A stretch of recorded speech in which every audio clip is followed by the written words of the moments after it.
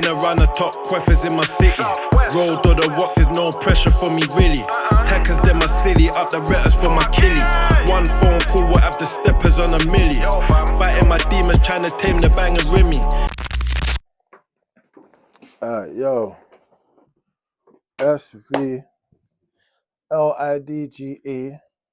Yeah, no phone this time, yeah. This one's coming straight off the top. Yeah, this one's easy. This is my journey since doing content. How I found it and what it does for me. You know what? Being autistic, I've always been into technology, software and editing and doing little stuff. People would never believe it, but ever since I was little, I was into computers and technology. People that know me know that I'm always got the latest computer. I'm doing little things, but at the same time, I delved a bit deeper. I like to create things. I got a passion about creating things. Um, so I've always slightly been creative. From when Instagram first come out, I used to do a lot of stuff on there, just like making content, i.e., just talking, having rants on my story and whatnot. But for me, growing up doing it, especially like the type of life I led, I was kind of embarrassed about it. Like, I didn't really want my peers and my friends and that to know that I was tech savvy like that. So I used to dumb it down and water it down. But any little chance that I got in the background, I'll be making things, creating things, doing little skits, doing funny stuff. And it kind of contradicted the image that I have outside on the road. And yeah, you could say that yeah, because basically I said in my blood set video, I got to a stage in life where I made a choice. And up until this time, I was kind of, obviously I was still outside and that, but I was still like a good youth. I still wanted to do certain things in life. And I used to still edit and do little things and what to do. But then when I made that choice to just, you know what I'm saying, be fully involved, I kind of killed off that passion I had for a while. But I would have other outlets for it, i.e., music. So that's when I started to become proper into my music, rapping and that, because that was a way that I could be creative and still keep up that image. Do you understand? So yeah, that's why I would be rapping. I'll be rapping, creating, do you know what I'm saying? But at the same time, I'll be talking smack and, do you know what I'm saying, putting myself about. So it kind of was like a double-edged sword, innit? The best of both for me. And then, do you know what it was? When I moved back out of London and I tried to leave that life behind, I fell straight back into trying to create stuff, innit? I bought an Apple Mac, little mic and all that, had my setup, had Final Cut Pro, Motion, them kind of programs. If you're a tech savvy, you know. And I would make content. I used to make like battle rap content and stuff like that. Because I was kind of slightly embarrassed to do content in the UK or for the UK or to put myself out there like that. Um, so I done it and would just aim for Americans and that, you know what I'm saying? So I would become a part of that culture. Yeah, I've made a my first thing was Gwitty's album. If you're in a battle rap space over there, you would definitely would have heard of that. I used to interact with most of the battle rappers, Clean Paper, Gwitty, Angry Fan, Chris Unbiased, like a lot of the scene over there, man will kind of have dealings with or conversations with, but I'd always be hiding my identity. Like I didn't want them to know I'm from the UK, so I'd never show my face, but I would just post and create stuff. I made like a playlist, a battle rap playlist. Um, I just done quite a lot of stuff. I had my own little battle rap show, but I didn't show my face and that. But I'm gonna try and find the videos and that to show you. Like, yeah, so I started getting back into it. heavy, and then I ended up going to prison. But that stoked the fire in me to become creative again, and it kind of built up my confidence a little bit to an extent. But I still wasn't ready to do anything and put my face about. So even though I've been rapping and my face is bait for that in my area, like I kind of got hood famous. Um, when I come out, it's I'm spending more time indoors. Obviously, I was on tag at this time. Man, I'm still smoking, so smoking for me killed a lot of my ambition and a lot of my energy. But up until about 3.5 months ago, 3 months ago, well, it's about 2.5, 3 months ago, I quit smoking. So I started to be a bit more active on like my TikTok and stuff, like little rants, doing little funny little things. You know what I'm saying? Like fucking about, taking the piss out of myself. Um, that's one thing that, in a sense, didn't want people to know that I was creative, but in another sense, I don't care because I'm able to take the piss out of myself, make jokes, and do funny things and put it out there in the world, innit? But I don't know what it was about this being a creative and being able to do certain things I was so embarrassed about. It wasn't until so I must have had a rant up one day about a certain individual, and it went viral, super viral. It got reposted, and it was all over like UK social media. So it's made me go viral, and I show my face in it. Um, so that went viral. Then I was asked to go on to the RTM podcast. My brethren must have shouted, man, and said, "Yo, like they want you over there." And yeah, I forwarded on there, and I ain't gonna lie, before I went on there, I didn't have a clue what I was gonna say on there. Do you understand me? I didn't know what I was gonna say. I didn't know what I was gonna do. If you could see that the first half an hour of that podcast, I'm like this.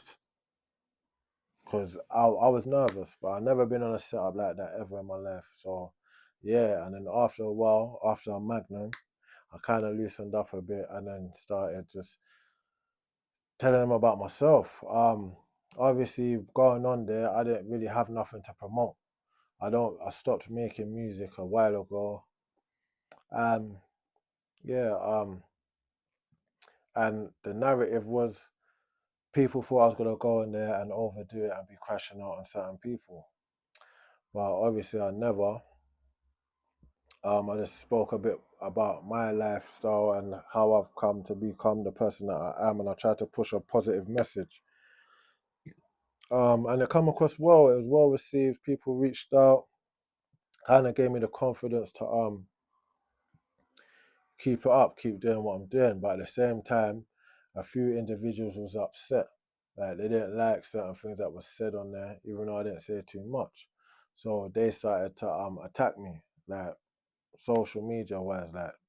So the only way that I could defend myself against that was making a YouTube channel myself. So I made a YouTube channel,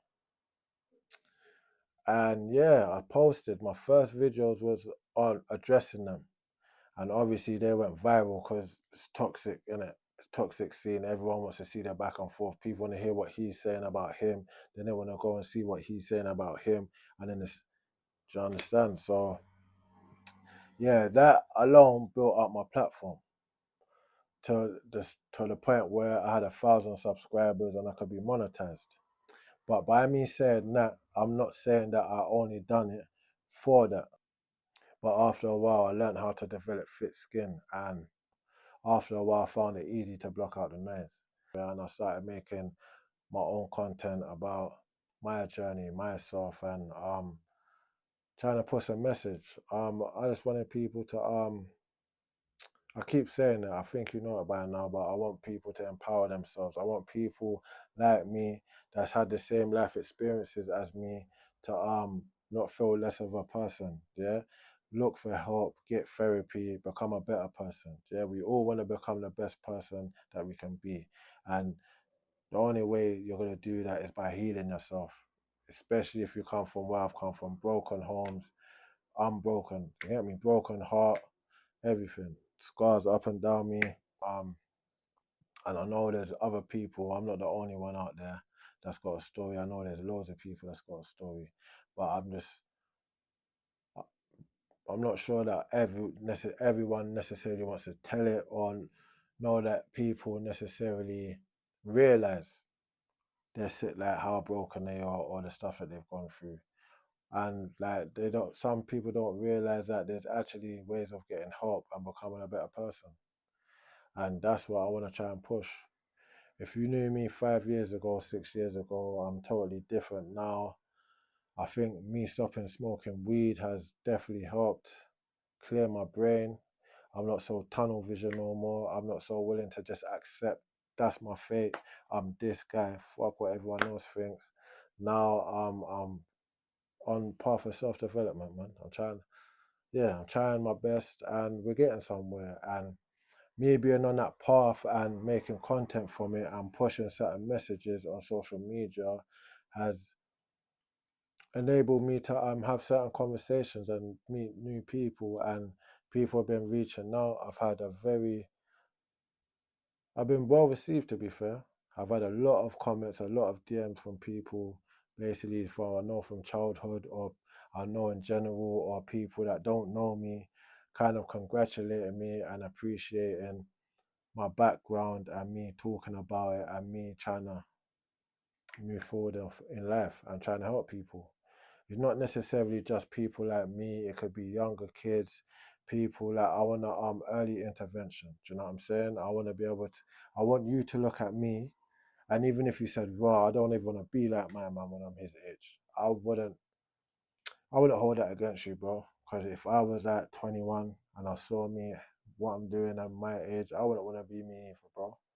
But this is what happens when your cookie crumbles, mate. And yeah, like you've lived a life on road, street urchin, gangbanger, hustler, dealer, gunman. Do you know what I'm saying? And yeah, man, it's like a lottery, bro. Do you know what I mean? A lot of people would say, "Raw, I lost," but I would say I won because I finally know myself and I'm alive. Yeah, I'm alive. In situations where I shouldn't be, I'm alive. I'm not in jail riding on 35 wreck. I'm not EDS. I'm not EPP. And I'm sitting there right before you now making monetized content. So to me, it's a W. Take it what you will. So yeah, moving forward now, I kind of started being well received. I'm getting positive comments. It feels like a pat on the back. It's empowering me to do more. So I done more. I started doing a series about my origins. That was well received. I done a few jail stories. That's well received. But I've noticed one thing. When I try to push too much positive content and the message, I get low views. So I'm trying to still find a way to entwine the two. Do you understand? There's only so many times I could talk about don't be in a gang, kids, and jail's not good for you, don't go to prison. Do you know what I'm saying? So I'm just trying to find other ways to get the message across whilst doing that sort of content. But I don't want my channel to be based on that kind of stuff. Do you know what I'm saying? I'd rather be a self-help, help yourself kind of education channel, if you know what I mean, rather than glorifying that kind of stuff. Do you know what I mean? So that's where I'm at now. I'm just trying to find a little balance. I've made a few friends whilst I've been doing this. Um, and yeah, they've reached out and they helped me, and they even helped me build to an extent, reposting my stuff and, do you know what I mean, giving me shout outs and all that. So, like I said, if it wasn't for Young Spray, I wouldn't be making this content. Believe it or not, my man's helped me with this content thing still. So yeah, I want to big up the whole of the RTM podcast. Do you know what I'm saying? But going forward from that now, yeah, man, I'm just here trying to see what works, trying to stay above water, trying to ignore trolls and stuff. Um, But we're getting there slowly but surely, man. Every other day I got 20 new subscribers. Hopefully we can find a way to pick that up, but I'm not complaining, I'm happy, man. I see a lot of other channels that's been around longer than me and they don't get the views that I do, even though I don't get that much, but I do. I'm grateful for what I have. Um, yeah. But if there's any advice or any questions you would like to ask me about this subject, put it in the comments and I will definitely do another video addressing your queries. But that's my journey so far. If any of you lot are thinking about doing content, go ahead, man. Do it, man. Why not? It's there for everyone. Everyone's got YouTube. Don't make anyone feel that you can't. Do you understand? Because you can. We all can. One bit of advice I'll give you is keep your integrity, man. Have substance. Keep your integrity. Don't follow the masses. I know it's easy sometimes because you're seeing it getting views and that, but you'll be better off in the long run. Do you know what I'm saying? You'll carve out your own little niche, your own little lane, and you'll feel better for it. Do you understand? Once that starts to pick up, yeah, man. And all you got to do is hit that target audience you're looking for, and you're gone. Do you understand? So that's kind of where I am. I'm trying to get my target audience, yeah, and not other people's. Do you know what I'm saying? But SV, Lidge, life in this ghetto environment. Even when I didn't, Donny thought I bring it with me. Pure shower stances when the man them see me. They know about the dog, guess I blanks them gimme.